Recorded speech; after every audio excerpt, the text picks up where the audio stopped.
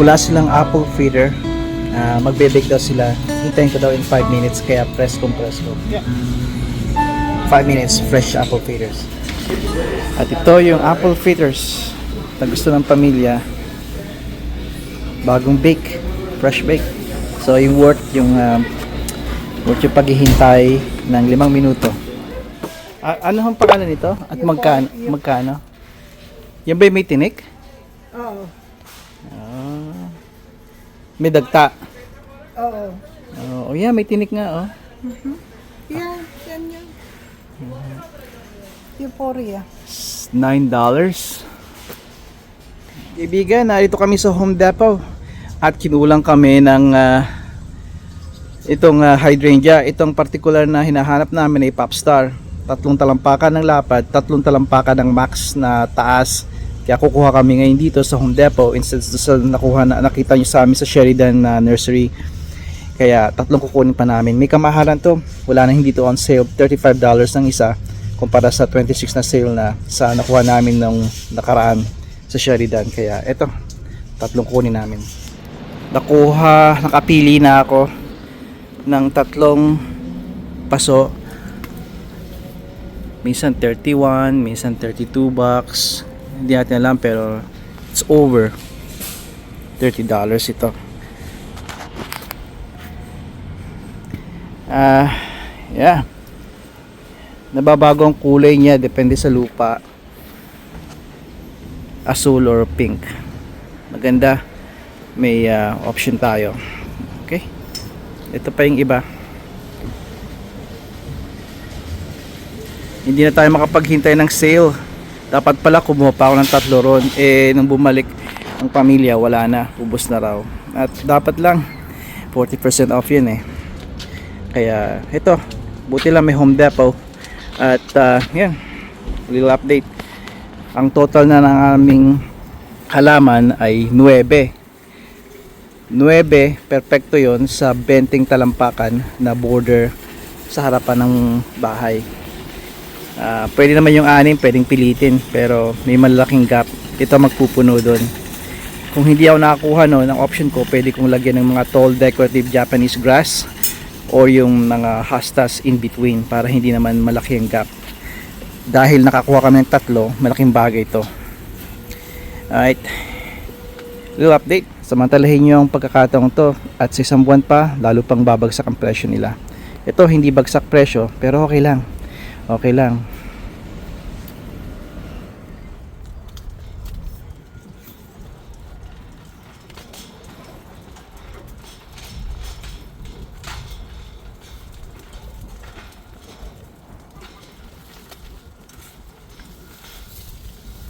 Kipot.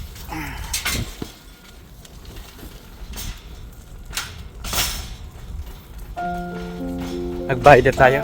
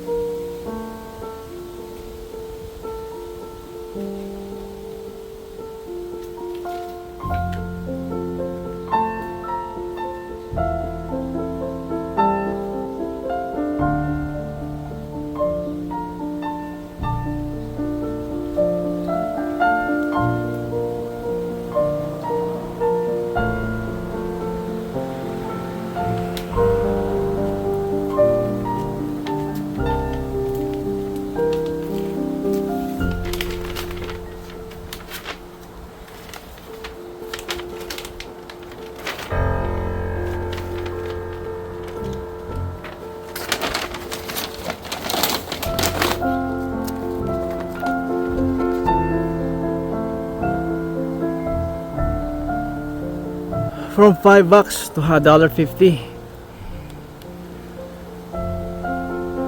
Same price. Sale. African Violet. Kilalang kilala sa komunidad dito sa North America ng mga Pilipino na meron sila nito. There you go.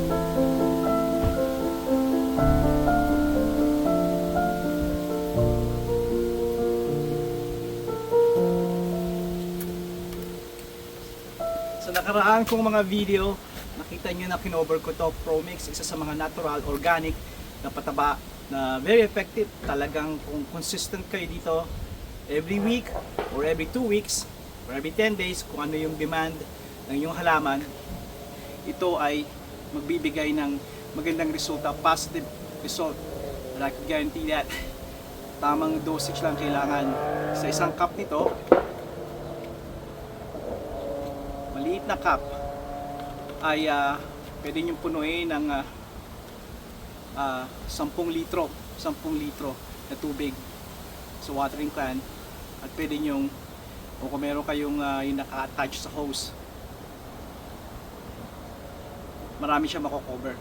Just make sure na pag naghalaman kayo, pag naglagay kayo nito, i-soak nyo muna ng tubig bago nyo lagyan ito. Soak nyo muna yung halaman nyo, lalo't nasa paso, bago nyo lagyan ito, bago nyo i-dilig. Sa ganon, hindi sila ma-shock at mas magandang resulta. Sa susunod na season, ang kukunin natin ay yung powder. Mas hindi instant yun, pero pareho pa rin ang resulta. Mas makakatipid tayo no, ng almost sa buong season, growing season, at pag-bloom ng ating mga halaman, bulaklak, at even mga bush natin at vegetables at prutas, lalo na at vegetables at bulaklak. Buong season nagagastos tayo ng mga $80 sa buong year na lang yon. Kaya maganda yon kumpara dito na halos doble ito, pero ito lamang ang source, ito lang available dito sa aming lugar. Maghanap pa rin ako online sa Rona, meron ito pero madalas magkaubusan in a powder form. Sa Costco meron din pero out of stock sila. Yun ang madalas kong titingnan, kaya pag nakakita kayo, i-consider nyo yun dahil napakalaki na matitipid nyo. Kung walang wala at gusto nyo talaga ng resulta, ito ang susunod na pinakamaganda. Kaya may 4 ako nito, bumili ako ng 2 at talagang gagastos $11 ang isa, nakita nyo naman. At siguro 6 o 8 pa ang kukunin ko ito bago magtapos ako sa huling fertilizer ko dito sa taong 2026.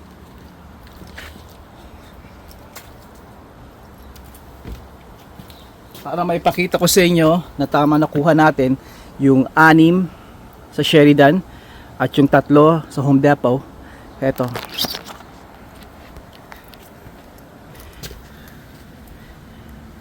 Ang indikasyon nitong Popstar, malalaki, ayan, bubuyog yan kaibigan. Isa sa mga kaibigan natin. Kala nyo kulisa po langaw pero bubuyog yan. Kakakit-akit sa kanila itong mga bulaklak at amoy halimuyak ng mga bulaklak ng mga hydrangeas. Kita nyo malaking malalapad na petals. Sa loob nito, sa gitna ay yung maliliit. Maracophilia ang isa sa mga pangalan niya ng Popstar. Wala nakalagay dito, pero dahil sa napansin ko may maliliit na bulaklak, ito sa Home Depot, alam kong Macrophilia din to. Kaya, alam kong tama ito. Ngayon, mapapansin niyo, ito yung Endless Summer. Okay? Mas malaki siya kaysa dito. 2 gallon yata to, yun ay 1 gallon.